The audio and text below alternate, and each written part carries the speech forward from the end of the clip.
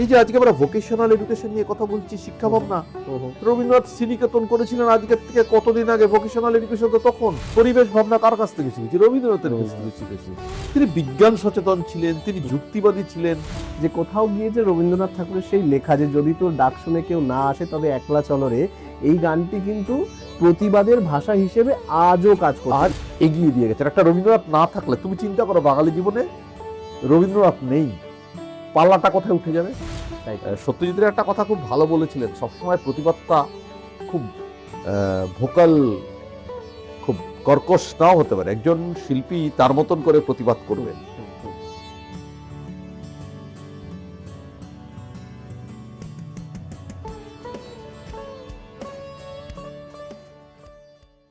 টেডভাইজার টক্সের আরও একটি নতুন এপিসোডে আপনাদের সকলকে স্বাগত জানাই।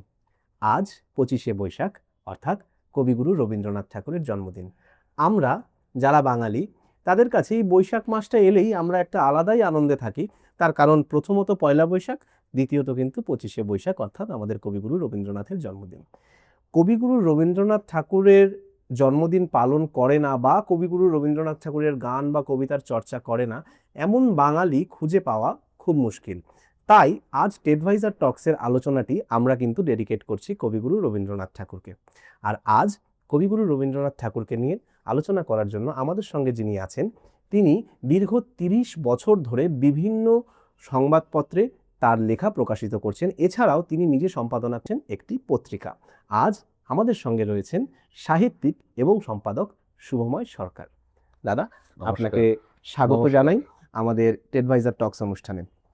প্রথমেই বলি যে আজকের অনুষ্ঠানটি যেহেতু আমরা আমাদের কবিগুরু রবীন্দ্রনাথ ঠাকুরকে উৎসর্গ করছি, তাই আমাদের প্রথম থেকেই চিন্তা ছিল যে আমরা শিলিগুড়ি শহরের এমন কোনো সাহিত্যিক বা লেখক বা কবিকে নিয়ে আসব, তার কাছ থেকে শুনবো যে কবিগুরু রবীন্দ্রনাথ ঠাকুর আজকের দিনেও কতটা প্রাসঙ্গিক।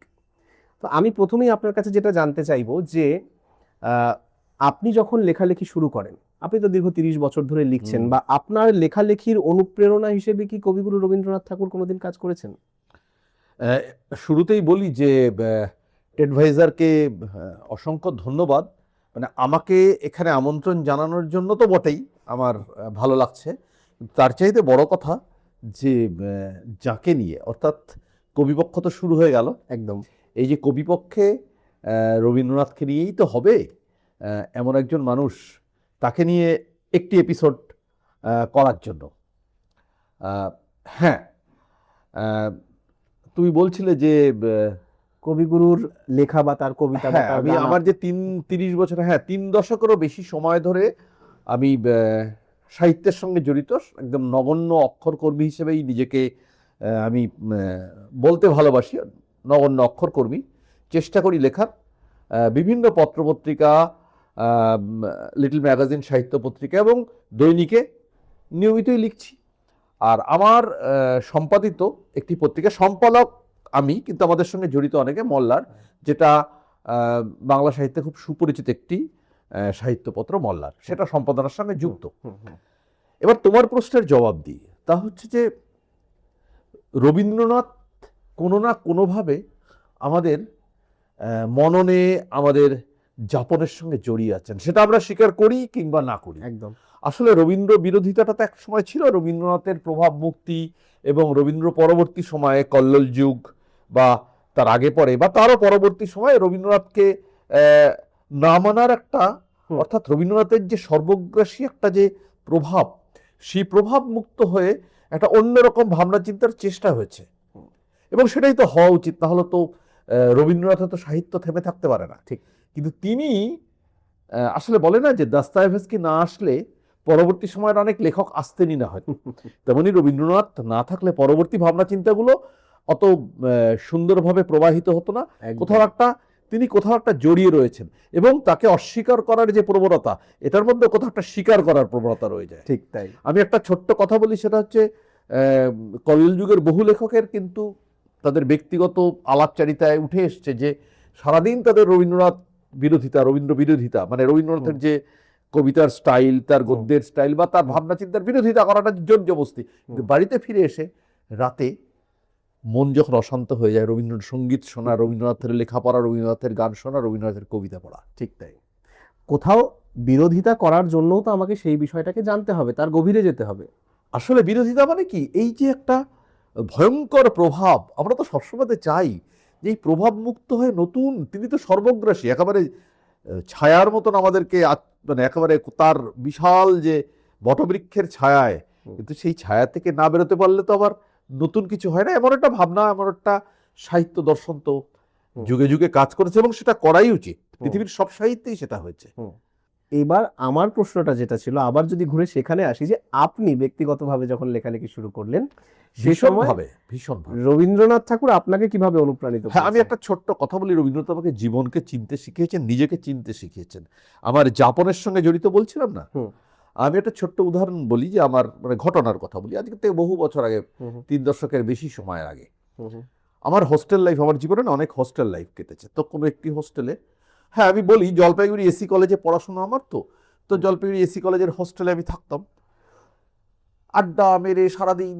আমার কোনো একটি দোল পূর্ণিমার রাতের কথা মনে পড়ে, তিস্তা পারে, মানে তিস্তার যে স্পার, পারেই তো স্পার একটা জায়গা, তো তিস্তা স্পারে বহু রাত অব্দি ঝোড়ো হাওয়ায়, হালকা ঝোড়ো মানে মানে ঝোড়ো হাওয়ায় আর কি, মানে বর্ষার হাওয়া না, বসন্তের হাওয়া, ওই দোল পূর্ণিমার রাতে চরাচর ব্যাপী তিস্তা, তখন তিস্তা দিক বদল করেনি, শহর ঘেঁষে তিস্তা ছিল। আচ্ছা। চরাচর ব্যাপী তিস্তা, তখন জল যদিও কম, বর্ষাকাল নয়, শীতের পরে, তিস্তায় বসে মানে স্পারে বসে বহু রাত অব্দি আমাকে গান শুনিয়েছিল আমার এক বন্ধু, ছেলেটির বাড়ি কাঁচরাপাড়ায়।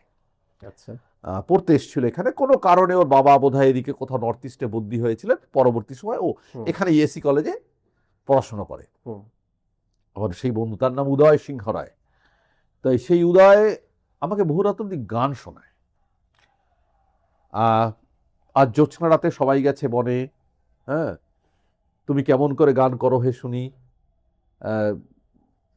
আজি যত তারা। তো এই যে গানগুলো যখন শোনায় না, হয় না জীবনের কিছু কিছু রাত, কিছু কিছু মুহূর্ত, কিছু কিছু ঘটনা, যেগুলো সারা জীবনে রয়ে যায়।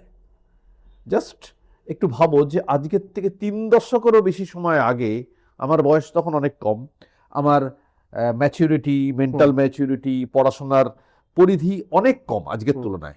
আজকেও খুব বেশি সেটা বলছি না, কিন্তু আজকের তুলনায় অনেক কম। তো সেখানে দাঁড়িয়ে উদয়ের সেই গানগুলো শুনতে শুনতে আমি মনে হয়েছিল নতুন করে যেন চাঁদ থেকে চিনতে শিখলাম, নতুন করে রাতকে দেখতে শিখলাম, এবং চরাচরব্যাপী যে একটা নিস্তব্ধ জায়গা, একটা নিস্তব্ধতা, নৈঃশব্দ, সেই নৈঃশব্দের মাঝে দাঁড়িয়ে আমি কোথায় যেন মুখোমুখি হলাম নিজের, অর্থাৎ নিজেকে চেনা, নিজেকে জানা। এই যে নিজেকে চেনা, নিজেকে জানা, এটা তো কখনো ফুরোয় না। ঠিক। এই যে একটা পদ্ধতি, হ্যাঁ লিখতে শিখেছি রবীন্দ্রনাথের কাছেই। আমার অনেক কম বয়সে প্রথম যখন আমি গোড়া পড়ি, আমি হয়তো একরকমভাবে একটা ঘটনা হিসাবে নিয়েছিলাম উপন্যাসটিকে। ঠিক। পরবর্তী সময়ে আজকে যখন গোড়াকে নিয়ে ভাবি, গোড়াকে নিয়ে অনেক ব্যাখ্যা পড়ি, বা গোড়াকে নিজের মতন করে ইন্টারপ্রেট করি, আমি বুঝি যে গোড়ার ভিতর অনেক বড় জীবন দর্শনের কথা বলা হচ্ছে। একটা কমপ্লিট ফিলোসফি, ওটা একটা কমপ্লিট ফিলোসফি।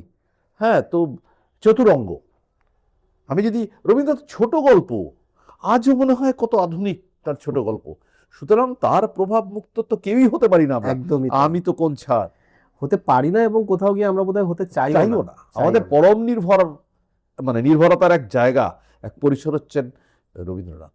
আমার মনে হয় যে আমি যখন ছোট ছিলাম, আমার মঞ্চে বলা প্রথম কবিতা বা প্রথম গান রবীন্দ্রনাথের, আমার ছেলের মঞ্চে বলা প্রথম কবিতা, প্রথম গান রবীন্দ্রনাথের, এবং আমার মনে হয় তারপরে আরো বেশ কিছু প্রজন্মের কিন্তু এটাই চলে আসবে যে জীবনের প্রথম কবিতা বা গান একদম আমরা কিন্তু রবীন্দ্রনাথকে আশ্রয় করেই করব। একদম। এইখানে আপনাকে একটা কথা বলি, যেহেতু আমি বলছিলাম যে আমার জীবনে করা প্রথম গান বা প্রথম কবিতা। একদম। আচ্ছা, আজকের দিনে দাঁড়িয়ে রবীন্দ্রনাথ ঠাকুরের যে জীবন দর্শন ছিল, যেটা আপনি বলছিলেন যে গোড়া যখন আপনি প্রথম পড়েছিলেন, তখন সেটাকে একটা ঘটনা বা একটা গল্পের আকারে পড়েছেন বা একটা উপন্যাসের আকারে পড়েছেন, এখন বুঝতে পারছেন যে সেটা একটা দর্শন ছিল। তো রবীন্দ্রনাথ ঠাকুরের সম্পূর্ণ যে সৃষ্টি, এগুলো তো কোথাও না কোথাও গিয়ে তার যে জীবন দর্শন ছিল সেটাকেই রিপ্রেজেন্ট করে। তো আমরা কি আজকের দিনে সেই দর্শনটাকে আত্মস্থ করতে পেরেছি, নাকি রবীন্দ্রনাথ ঠাকুর আমাদের কাছে শুধুমাত্র উদযাপন হয়েই রয়ে গেছেন যে ঘটা করে রবীন্দ্র জয়ন্তী পালন করছি, খুব দারুণ একটা ফাংশন হচ্ছে, আর আজকাল তো রবীন্দ্রসঙ্গীত রিমিক্স হচ্ছে, তো সেসবের মধ্যে কি রবীন্দ্রনাথ ঠাকুর রয়ে গেছেন নাকি তাকে আমরা আত্মস্থ করতে পেরেছি? তুমি বললে তাই হঠাৎ করেই প্রসঙ্গক্রমে নেহাতি প্রসঙ্গক্রমে আমার মনে পড়ে গেল আনন্দবাজারে আমার একটি ছোট লেখা প্রকাশিত হয়েছিল কয়েক বছর আগে। আচ্ছা। আহ, যতদূর মনে পড়ছে আমার আমার লেখাটির শিরোনাম ছিল তিনি কি শুধুই রয়ে যাবেন উদযাপনে।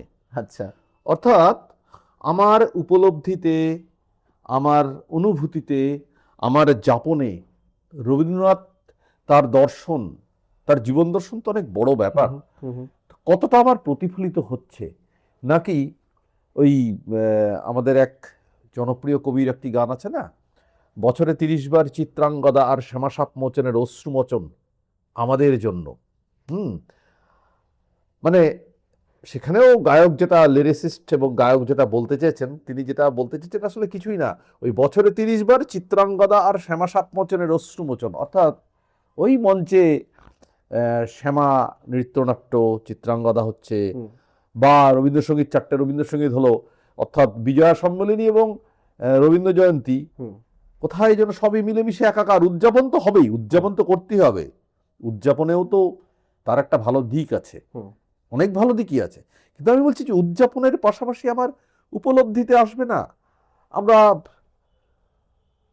সামান্য সামান্য কোথাও সামান্য একটা ব্যক্তি স্বার্থে কোথাও একটু আঘাত লাগলে আমার কেমন পরস্পরের দিকে দাঁত নখগুলো বের করে ঝাঁপিয়ে পড়ছি।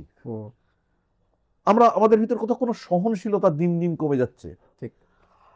সেটা তুমি যদি বলো যে রাজনৈতিক আঙিনায়, অসুবিধা নেই, সোশ্যাল, সামগ্রিকভাবে সামাজিক অঙ্গনে এবং পারিবারিক অঙ্গনে আমাদের পারস্পরিক বোঝাপড়া, পারস্পরিক মানে একজন আরেকজনকে বুঝে চলা, সহনশীলতা, ধৈর্য সব কমে যাচ্ছে।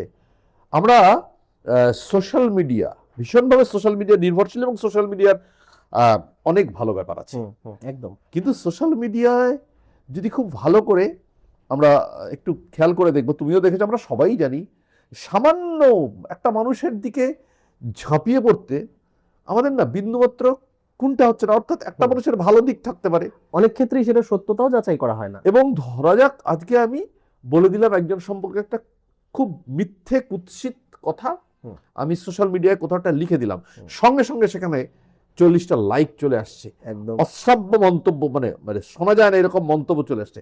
আমি একবারও ভেবে দেখলাম না সেটার সত্যতা কতটা, সেটা আদৌ সত্য না মিথ্যে।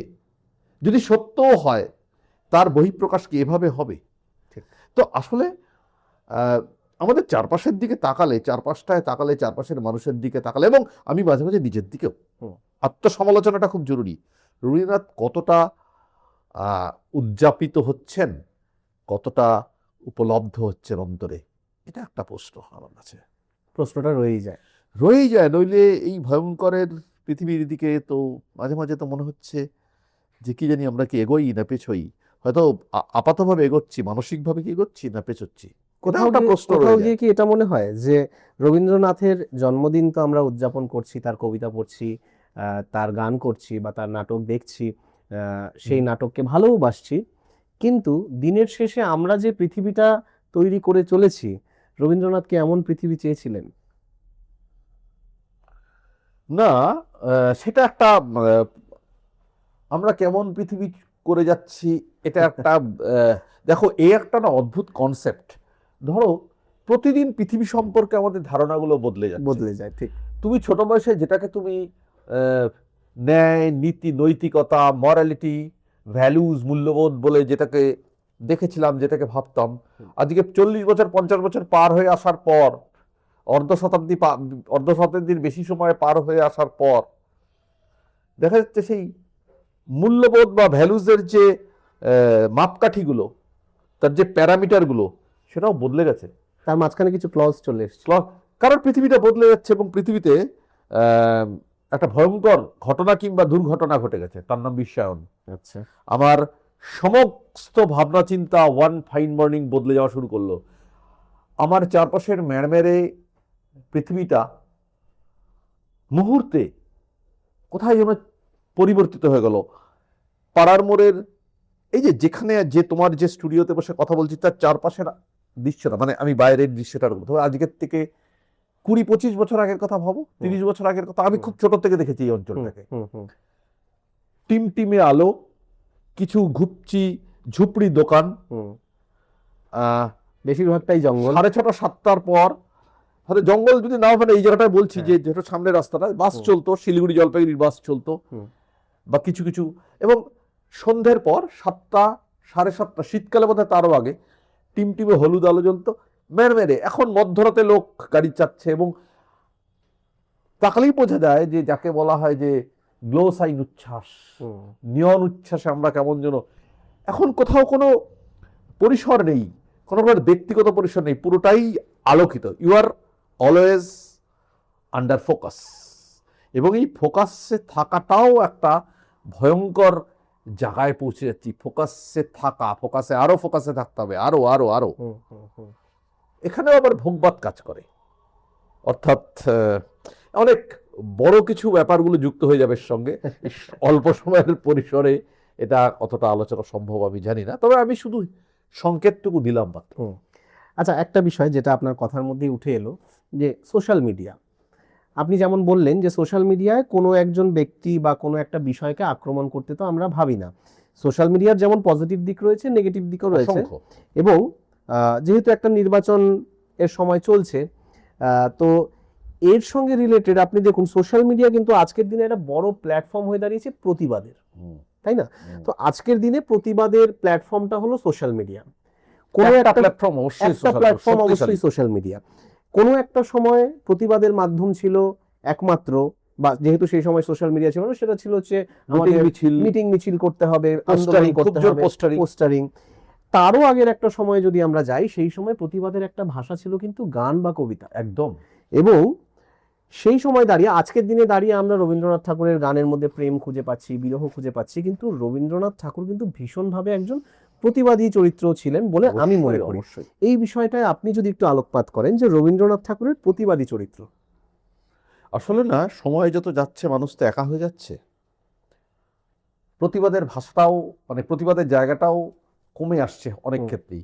আবার মানে যৌথ প্রতিবাদের জায়গাটা হয়তো বা কমে আসছে, কিংবা মানুষ সেই যৌথ প্রতিবাদে ভিড়ে, ধুলোয়, বালিতে, রোদে মানুষ যেতে চাইছে না। কারণ এই যে স্টুডিওতে বসে আমি কমফোর্টেবল, এরপরেই যখন আমি রাস্তায় নামবো জনসমুদ্রে, তখন হবে এতটা হয়তো কমফোর্টেবল নাও থাকতে পারি। ঠিক, আমাদের তো ভোগবাদ তো আমাদেরকে অনেক আরামের জায়গায় পৌঁছে দিয়েছে। আমি ছোট বয়সে চিরকালই নন এসি গাড়ি, মানে ট্রেনে চড়েছি, তাও তো এসি ছিল না একদম ছোট বয়সে, তখন first class, second class, third class ছিল। পরবর্তী সময় যখন এসি ইন্ট্রোডাকশন হলো, মানে এলো, তখন তো এসি সেভাবে চড়িনি পরবর্তী সময়। এখন তো হরবগত মানুষ ফ্লাইট ছাড়া কথাই বলছে না, অর্থাৎ আমার কমফোর্ট জোনটা আমি আমার মতন করে সাজিয়ে দিয়েছি। ঠিক, এবার প্রতিবাদের জায়গাটাও সেই কমফোর্ট জোন থেকেই করতে হচ্ছে, বা করছি, আমরা সবাই করছি। সেক্ষেত্রে সোশ্যাল মিডিয়া একটা বড় ব্যাপার। Occupy world street, occupy Wall Street যেটা হয়েছিল, দখল করে নাও, একটি মানুষ সে সোশ্যাল মিডিয়ায়, সম্ভবত ফেসবুকেই ডাক দিল অকুপাই ওয়াল স্ট্রিট, অর্থাৎ ভয়ঙ্কর, হাজার হাজার লাখো লাখো মানুষ রাস্তা নেমে পড়ল। আমরা দেখেছিলাম অভয়াকাণ্ডের সময় সোশ্যাল মিডিয়া একটা বিরাট কতটা দারুণ ভূমিকা পালন করেছিল, এবং মানুষ রাস্তায় নামতে বাধ্য হয়েছিলেন। আমরা সবাই রাস্তায় নেমেছিলাম, লাখো লাখো মানুষ রাস্তায় নেমেছিল। সোশ্যাল মিডিয়ায় কিন্তু শুরুটা হয়েছিল, সোশ্যাল মিডিয়ায় একদম ডাক দেওয়া হয়েছিল রাত দখলের লড়াই। এই রাত দখলের লড়াই আজও কিন্তু থামেনি।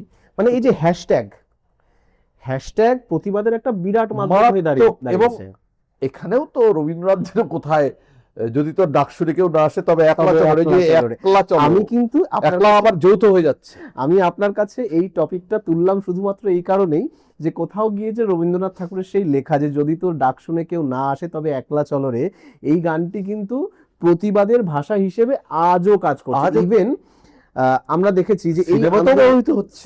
সিনেমাতে ব্যবহৃত হচ্ছে এবং এই আন্দোলনেও আমরা বিভিন্ন জায়গায় দেখেছি দেখছি। যে এই গানটিকে ব্যবহার করা হয়েছে যে যদি তোর ডাক শুনে কেউ না আসে তবে একলা চলো রে। একদম। এবং 10 জন মানুষ একলা চলতে চলতে গিয়ে তাদের লক্ষ্যটা যেহেতু এক, তারা কোথাও গিয়ে এক হয়ে গেছে। আমরা কিন্তু অনেকভাবে রবীন্দ্রনাথ, যেরকম ধরো আজকে রবীন্দ্রনাথ তো নিজে প্রতিবাদী ছিলেন, তার অসংখ্য নাইট উপাধি নাইট উপাধি ত্যাগ ত্যাগ করেছিলেন। করেছিলেন। হ্যাঁ। শুধু তাই নয়, রবীন্দ্রনাথের কবিতাও আছে প্রতিবাদ। তিনি বিদ্রোহের প্রতিবাদের, মানে তুমি যদি ইতিহাসকে ধরো সেইভাবে, যদি রবীন্দ্রনাথ পঞ্চনদীর তীরে বেনি পাকাইয়া শিরে দেখিতে দেখিতে দেখিতে গুরুর মন্ত্রে জাগিয়া উঠিল শিখ নির্মম নির্ভীক লড়াই। হ্যাঁ, তো রবীন্দ্রনাথের, এছাড়াও তুমি যদি রবীন্দ্রনাথের নাটকে আসো, সেও তো এক প্রতিবাদ। অর্থাৎ কি বলবো, মানে শক্তি, সেই রাজশক্তি, সেই সর্বশক্তিমান অথরিটির বিরুদ্ধে আমার লড়াই, রবীন্দ্রনাথের মতন করে কে বলেছেন? সত্যজিতের একটা কথা খুব ভালো বলেছিলেন, সবসময় প্রতিবাদটা খুব ভোকাল, খুব কর্কশ নাও হতে পারে। একজন শিল্পী তার মতন করে প্রতিবাদ করবেন, একজন ফিল্ম মেকার তার প্রতিবাদটা ফিল্মে দেখাবেন। সবসময় তিনি রাস্তায় নাও নামতেও পারেন। এ নিয়ে তো বিভিন্ন রকম মতভেদ আছে। একটা সময় আমরা দেখেছিলাম গণনাট্য আন্দোলনে শিল্পীরা রাস্তায় নেমে এসেছিল, সেটাও দরকার আছে। আসলে প্রতিবাদটা দরকার বিভিন্নভাবে, সময়ের সঙ্গে সঙ্গে, যে বলছিলাম না বিশ্বায়ন, ওই বিশ্বায়নের সঙ্গে সঙ্গে প্রতিবাদের ভাষা। আজকে তোমার চারপাশে, তোমার হাতে এত গ্যাজেট, তুমি ট্যাব নিয়ে ঘুরছো, তুমি ল্যাপটপ সঙ্গে ক্যারি করছো, তোমার মোবাইল ক্যারি করছো, তুমি মুহূর্তে জেনে নিচ্ছ গুগল সার্চ করে এআই এ পৃথিবীর কোথায় কি ঘটছে, প্রতিনিয়ত সবসময় আপডেট। একদম। এই যে ইনফরমেশন, এজ অফ ইনফরমেশন, কি আসলে কখনো কখনো আমাদের উইজডম, আমাদের বোধ, আমাদের উপলব্ধি, আমাদের ফিলিংগুলোকে আস্তে আস্তে আস্তে আস্তে ধামাচাপা দিয়ে শুধু ইনফরমেটিভ একটা মানুষ তৈরি করছে? এটাও একটা প্রশ্ন। হ্যাঁ, সত্যিই তাই। উত্তর নেই আমার কাছে। আজকের দিনে দাঁড়িয়ে আপনি যদি দেখেন, আমি যদি শিক্ষা ব্যবস্থার দিকে চলে যাই, যেভাবে ছেলেমেয়েরা আজকের দিনে পড়াশোনা করছে বা তাদের শিক্ষা ব্যবস্থা তাদেরকে যেভাবে প্রতি 1 মাস বা 2 মাস অন্তর অন্তর ক্লাস টেস্ট, ইউনিট টেস্ট, তার মানে তারা সবসময় ব্যস্ত। পড়াশোনা করতে হবে, বই পড়তে হবে, বইয়ের পড়া শেষ করে পরীক্ষা দিতে হবে এবং পরীক্ষা দিয়ে নাম্বার আনতে হবে এবং একটা নম্বর দেখতে না দেখতেই আরেকটা পরীক্ষা চলে আসছে। তারা কিন্তু কোনোভাবেই নিজেদের উপলব্ধি করার সুযোগ পাচ্ছে না বা সোশ্যালকেও সোশ্যালাইজ করতে পারছে না। তাদের কাছে সময় নেই তারা চাঁদ তারা দেখবে, তাদের কাছে সময় নেই তারা রবীন্দ্রনাথের কবিতা পড়বে, তাদের কাছে সময় নেই তারা নদীর পাড়ে গিয়ে বসে একটি রবীন্দ্রসঙ্গীত গাইবে, মানে নদীটাকে দেখবে ভালো করে। এই সময়টা নেই। যেটা আপনি বললেন যে আজকের দিনে দাঁড়িয়ে ভোগবাদের কারণে আমরা যতটা জড়িয়ে গেছি, তেমনি কিন্তু কোথাও গিয়ে এই যে আমাদের জীবনযাত্রাটা আমাদেরকে এতটাই ব্যস্ত করে তুলেছে নিজেদের মধ্যেই, হয়তো ততটা ব্যস্ততা প্রয়োজন নেই, কিন্তু আমরাও ব্যস্ত থাকতে ভালোবাসি, এতটাই ব্যস্ত করে তুলেছে যে সেখানে রবীন্দ্রনাথের বা নিজেকে উপলব্ধি করার কোনো জায়গাই নেই, তাই না? এই জায়গাটায় আপনার কি মনে হয় যে আমাদের যে এই সময়ে প্রচলিত যে শিক্ষা ব্যবস্থাটি, আমি যদি খুব স্পেসিফিক হয়ে বলি যে ইংরেজি মাধ্যমের যে শিক্ষা ব্যবস্থা, যেখানে আজকে আমরা সবাই একটু বেশি আকৃষ্ট হচ্ছি, সেখানে কি এমন কিছু করার প্রয়োজন আছে যাতে আমরা নিজেদেরকে ভীষণভাবে উপলব্ধি করতে পারি এবং যাতে আমরা রবীন্দ্রনাথ ঠাকুরকে আরেকটু বেশি কাছ থেকে জানতে পারি? দেখো, এই নিয়ে না আমার খুব প্রিয় একজন, মানে নাম তো বলি, সেটা হচ্ছে যে চন্দ্রবিন্দু একটি বিখ্যাত ব্যান্ড, তাতে অনিন্দ একজন অন্যতম সেখানকার কুশীলব। তো অনিন্দর কলম আমার কাছে খুব মানে অসাধারণ লাগে, ওর কলম লেখা।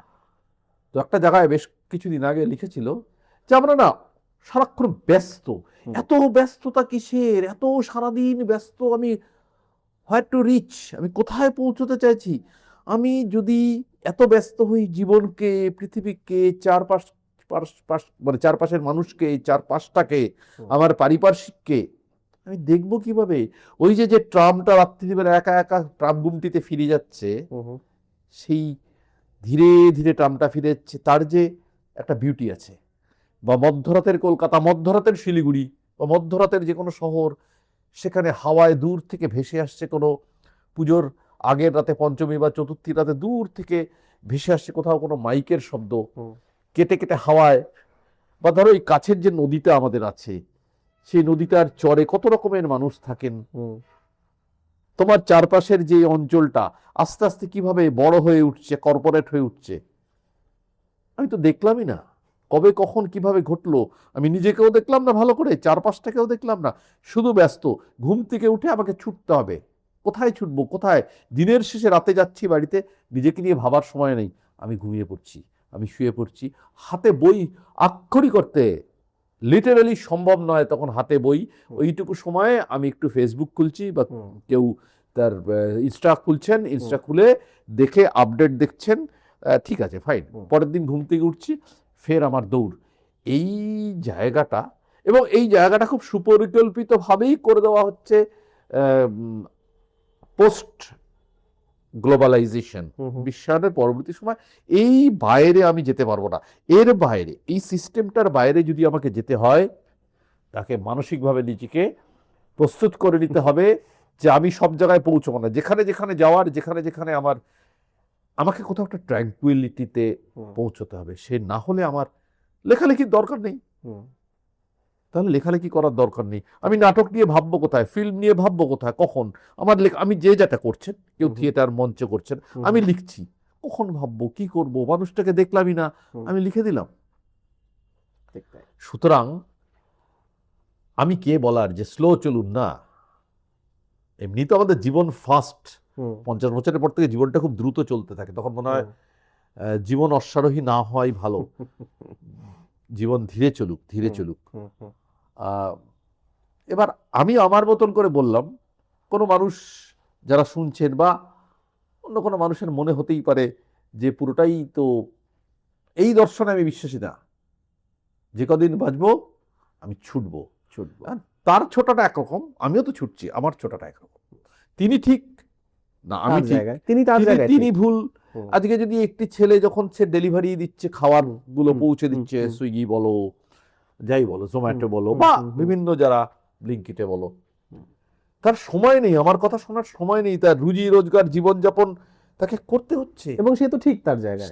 100% ঠিক। তাকে দিনের শেষে বাড়িতে খাবার তুলে দিতে হচ্ছে, তাকে একদম। পৌঁছে দিতে হচ্ছে, সে তার জায়গায় ঠিক। আবার আমি ঘরে বসে খাবারটা অর্ডার করতে করতে একটু মৌজ করে রবীন্দ্রসঙ্গীতটা শুনছি, হুম, হ্যাঁ, ফিল্ম দেখছি, হুম, আমি নেটফ্লিক্সে কোনো সিরিজ দেখছি, সিরিজ দেখছি, হ্যাঁ। হইচই সিরিজ দেখছি, আমি আমার জায়গায় ঠিক। আসলে না, আমরা খুব, কোনটা ঠিক বলে কিছু হয় না, ঠিক। Nothing is absolute. ওটাও ঠিক হতে পারে, এটাও ঠিক হতে পারে। আমার কাছে আমি সেটা ঠিক, তার কাছে মানে দুটোর প্যারামিটার আলাদা, ওটা দুটো ওর জীবন জায়গায় জীবন, ঠিক, ওর একদম। স্ট্রাকচার আলাদা, লাইফ স্ট্রাকচার আলাদা। আমার কাছে, আমার একটু লাইফ, কারণ আমার দুবেলা খাওয়ার সংস্থা আছে, ওর কাছে লড়াইটা জীবন যুদ্ধ ওর কাছে। সুতরাং ও আমার দিকে তাকিয়ে যদি বলে তুমি শ্রেণীশত্রু, হুম, সেটা কিন্তু ভুল নয়। আবার পাশাপাশি এই শ্রেণীশত্রু না থাকলে ওর দৈনন্দিন জীবন চলবে না। ঠিক। এখানে আরো বড় তত্ত্বের কথা চলে আসতে পারে, মার্কেট ইকোনমি চলে আসতে পারে। আমি বুঝি খুব কম, কিন্তু যতটুকু বুঝেছি, মার্কেট ইকোনমির একটা আলাদা তত্ত্ব থাকে, হুম, তাতে সবকিছু খারাপ নয়। ঠিক। আবার সোশ্যালিস্টিক স্ট্রাকচারে যে মানে যে ইকোনমিক্সের কথা বলে, অর্থনীতির কথা বলে, হুম, হুম।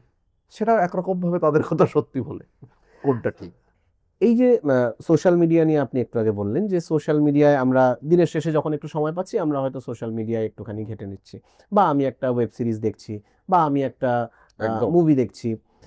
এই ওয়েব সিরিজ বলুন, মুভি বলুন, সোশ্যাল মিডিয়া বলুন, এই সমস্ত জায়গাগুলিতে কোথাও গিয়ে এখনকার জেনারেশনকে ইনভলভ করার জন্য রবীন্দ্রনাথ ঠাকুরের গান বা কবিতা, সেটাকে একটু রিমিক্সড ভাবে, একটু মিউজিক দিয়ে, একটু জাঁকজমকপূর্ণ আর একটু বেশি করে রিপ্রেজেন্ট করা হচ্ছে।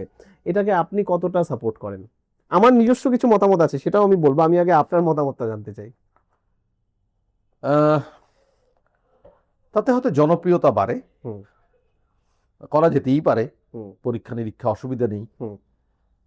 পাগলা হাওয়ার বাদল দিনে, হ্যাঁ। হ্যাঁ, এটা তো আমরা অন্যভাবে শুনছি এখন। হ্যাঁ, আমার একটা প্রশ্ন শুধু রয়ে যায়, মিউজিক, হুম, রিদম, ডিজে স্টাইলটা বলছি, হুম, এই যে আমার শরীরে একটা উন্মাদনা তুলবে, একটা হুম, ঝাঁকুনি তুলবে, আমি নাচবো, হুম, সেটা সেক্ষেত্রে রবীন্দ্রসঙ্গীতের শব্দ বসিয়ে র‍্যাপ সঙ্গীত করে দেওয়া যেতে পারে। আবার শুধু ডিজেতে মিউজিক, কোনো কিছু ওই যে অব্যক্ত শব্দগুলো বলে না, হুম, যেগুলো হুম। বোঝা যায় না কিছু, হ্যাঁ, এরকম করো, তাহলে সেক্ষেত্রে কি সম্ভব যে আত্মস্থ করার জায়গায় পৌঁছে দেওয়া? হ্যাঁ, এটা ঠিক যে সেই পুরনো একেবারে সেই যে ডগম্যাটিক, সেই যে একটা হুম। গোড়া রবীন্দ্রিক ঘরানা, তার থেকে হুম। বেরিয়ে তো অনেকেই এসছেন। হুম। দেবব্রত বিশ্বাসকে পর্যন্ত ওই ঘরানা সবসময় মানতে পারেননি বলে তাকে বয়কট করে দেওয়া হয়েছিল হুম, হুম, মিউজিক বোর্ড, বিশ্বভারতীর মিউজিক বোর্ড, যতটুকু হুম। জানি।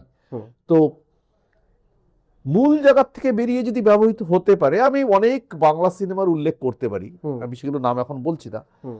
একটা বিশেষ সিকোয়েন্সে একটা গানকে এত সুন্দরভাবে ব্যবহার করা হয়েছিল একদম। যে উই কুড রিয়েলাইজ।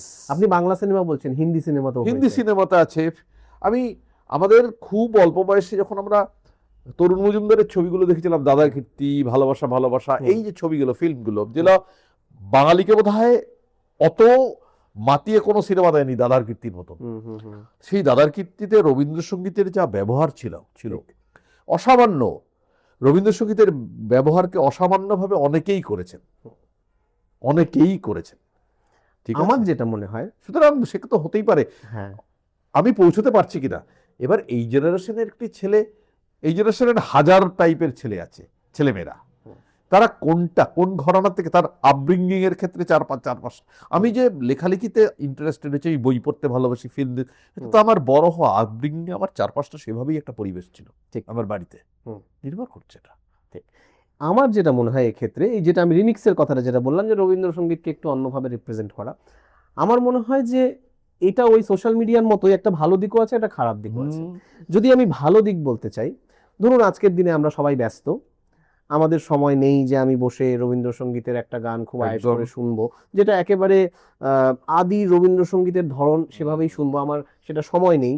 বা আমি সেভাবে বড় হয়েছি যেখানে ওই স্টাইলটাকে আমি ঠিক মেনে নিতে পারছি না, সেখানে আমি যেই স্টাইলটাকে মেনে নিতে পারছি সেরকম করে কিছু রবীন্দ্রসঙ্গীত আমার কাছে উঠে আসছে এবং আমি সেটাকে খুব এনজয় করছি। অসুবিধা কোথায়? আমি একটা ইয়াং ছেলে, আমার অসুবিধা কোথায়? অসুবিধাটা কোথায়? কোনো অসুবিধা নেই। আমি মূল কথাটা হলো যে রবীন্দ্রনাথ ঠাকুর আমাদের মধ্যে বেঁচে থাকুন। একদম।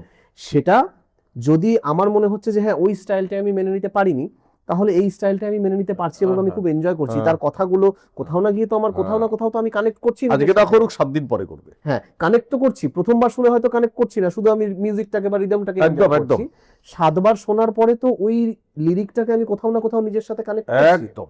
এবং আপনি যে গানটার কথা বললেন যে পাগলা হাওয়া, সেই পাগলা হাওয়ার গানটা আমরা অন্যভাবে শুনেছি ঠিকই, কারো ভালো লেগেছে কারো ভালো লাগেনি, কিন্তু এরকম অনেক ছেলে মেয়ে আমার মনে হয় আছে যারা এই গানটা কোনোদিনও শোনেনি আগে, তারা নতুন করে শুনছে, তারা নতুন করে শুনছে, কোথাও না কোথাও কানেক্টেড ফিল অবশ্যই। করছে। এটাকে যদি ভালো দিক বলি, আবার খারাপ দিক যদি বলি, যে রবীন্দ্রনাথ ঠাকুর তো নিজেই যথেষ্ট পরিমাণে আধুনিক ছিলেন, তাকে আর আধুনিক করার কি প্রয়োজন আছে? মানে না, দুটো দিকই আধুনিক, বিচার্য। এরা কিন্তু বলবে যে আমরা আধুনিক করছি না, সমসাময়িক করছি। আধুনিকতা এবং সমসাময়িকতার মধ্যে একটা পার্থক্য আছে। রাইট। আমি সমসাময়িক, দেখা গেল আমি তুমি ড্রেসে ভীষণ আধুনিক, আমার হাতে সাম্প্রতিকতম ট্যাবের মডেল, আমার কানে সাম্প্রতিকতম হাই কোয়ালিটির ইয়ারফোন, হ্যাঁ, আমি প্রচন্ড, কিন্তু আমার কিছু কিছু ধারণা এখনো প্রাচীনপন্থী। এই যে আমি আমি আমি আমি সমসাময়িক, আমি আধুনিক নই। এই সমসাময়িকতা এবং আধুনিকতার মধ্যে পার্থক্য, যে সূক্ষ্ম ভেদ রেখাটা যদি বুঝতে না পারা যায় তাহলে মুশকিল। সেটা হচ্ছে ওরা বলবেন যে আমরা সমসাময়িক করছি, আমরা আধুনিক করার আমি কে? আজকে যদি সেই লিরিসিস্ট বা মানে সঙ্গীত যিনি মিউজিক কম্পোজ করেছিলেন বাংলা হাওয়ার, তাকে যদি বলা যায়, তিনি বলবেন আমি তো আধুনিক করার আমি কে? আমি তো আধুনিক করিনি, আমি সমসাময়িক করেছি। হ্যাঁ, সেদিক দিয়ে ঠিকই আছে। হ্যাঁ, ঠিকই আছে। মানে দেখুন, যে বলবে যে ঠিক আছে সেও যেমন ঠিক, আবার যে বলবে যে না এটা করার তো কোনো প্রয়োজন ছিল না সেও ঠিক। 9-এর দশকের আগে একটা বড় সময়, তার আগে তো সলিল চৌধুরী বা সমস্ত কিছু ছিলই, কিন্তু বাংলা আধুনিক গান খুবই একটা সাংঘাতিক জায়গায়। কিন্তু 9-এর দশকের শুরুতে এসে তার আগের কিছুটা সময় একটু ডাল চলছিল, ওই ফুল বেলপাতাতে চলেছিল। হঠাৎ সে এক বিখ্যাত গায়ক, তিনি গায়ক হিসেবে আমার কাছে অসামান্য, লিরিসিস্ট এবং গায়ক হিসেবে, সুরকার হিসেবে তিনি বললেন, তিনি আমাদের শোনালেন, এক কাপ চায় আমি তোমাকে চাই, গড়িয়াহাটার মোর মিনি মিনি বাস বাস, কবির সুমন। মিউজিশিয়ান, সঙ্গীত বিশেষজ্ঞ কবির সুমন অসাধারণ, আমাদেরকে শেখালেন নতুন করে কিভাবে ভাবতে হয়, কিন্তু Right. তিনি নিজে ভয়ঙ্করভাবে রবীন্দ্রনাথ আপ্লুত। দেখুন এই যে এই জায়গাটাই মানে আহ, রবীন্দ্রনাথকে যে আত্মস্থ করতে পেরেছেন, তিনি বুঝতে পেরেছেন যে আমাদেরকে একটা জায়গায় আটকে থাকলে চলবে না, একেবারেই আমাদেরকে সব সময় চেষ্টা করতে হবে নতুন কিছু সৃষ্টি। Change is the only constant. একদমই তাই। আর রবীন্দ্রনাথের প্রত্যেকটা গান বা প্রত্যেকটা কবিতা সেগুলো কিন্তু সেই জায়গাটাকেই রিপ্রেজেন্ট করে, অবশ্যই। যে আমরা একটা জায়গায় আটকে নেই। আমরা অবশ্যই। যদি এক একটা ধাপের গান বা কবিতাগুলো দেখি, ওনার প্রত্যেকটা ধাপে কিন্তু চেঞ্জ হয়েছে স্টাইলটা। রবীন্দ্রনাথ শুরুর দিন মানে আমি বলছি লেখক জীবনের যে প্রথম দিকের রবীন্দ্রনাথ, হুম। একদম শেষ দিকের তার লেখায় আসো অনেক চেঞ্জ, তিনি অনেক একদমই পরিবর্তিত তাই। এটাই আমি বলছি যে প্রত্যেকটা ধাপে কিন্তু পরিবর্তিত হয়েছে। এই একদম। পরিবর্তনটাই কোথাও না কোথাও রিপ্রেজেন্ট করে রবীন্দ্রনাথ ঠাকুর আমাদের ফিল্ম কাছে। মেকাররাও তাই। হুম। মৃণাল সেনের প্রথম দিকের সিনেমা দেখো, হুম। মৃণাল সেনের শেষের দিকে চলে আসলো ব্যক্তি মানুষের ইনভলভ মানে হুম। ইন্ডিভিজুয়াল প্রবলেমস নিয়ে। তার আগে তিনি গণমুখী, হুম। আন্দোলন হচ্ছে সেই সমস্ত, পরবর্তীতে খারিজে চলে আসো, একদিন প্রতিদিনে চলে এসো। তিনি মানুষের দৈনন্দিন জীবনের ছোটখাটো ইন্ডিভিজুয়াল প্রবলেমস ক্রাইসিসগুলোকে নিয়ে ধরছেন, তিনি চেঞ্জ করছেন।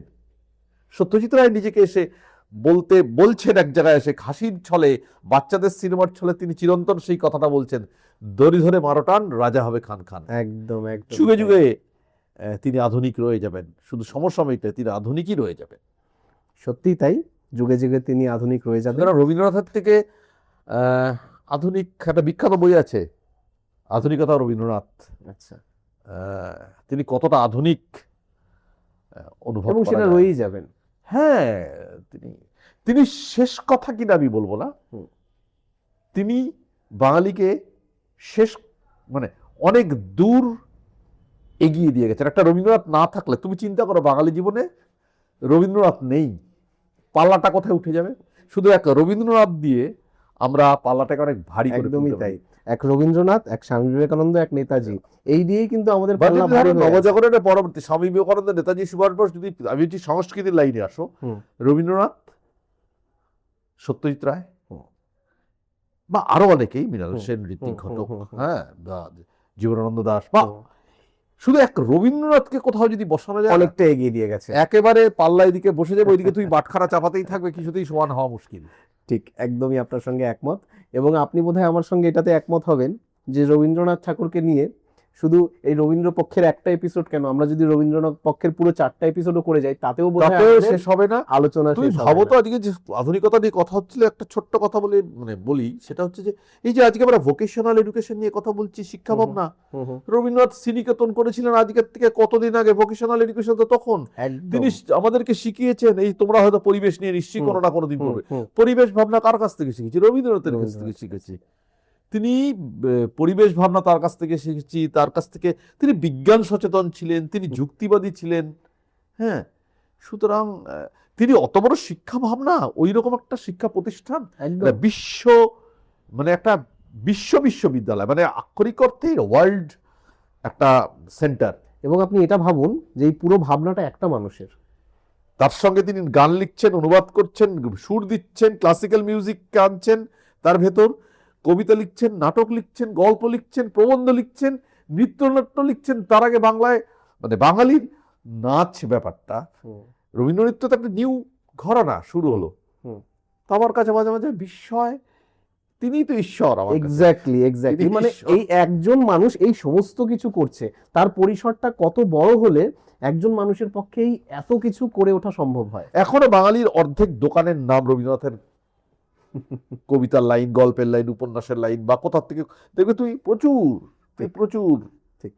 তিনি বাঙালিকে অনেক অনেক দূর এগিয়ে নিয়ে গেছেন, অনেক দূর। এবং ওনাকে নিয়ে বাঙালি এগিয়ে চলবে আগামীতেও।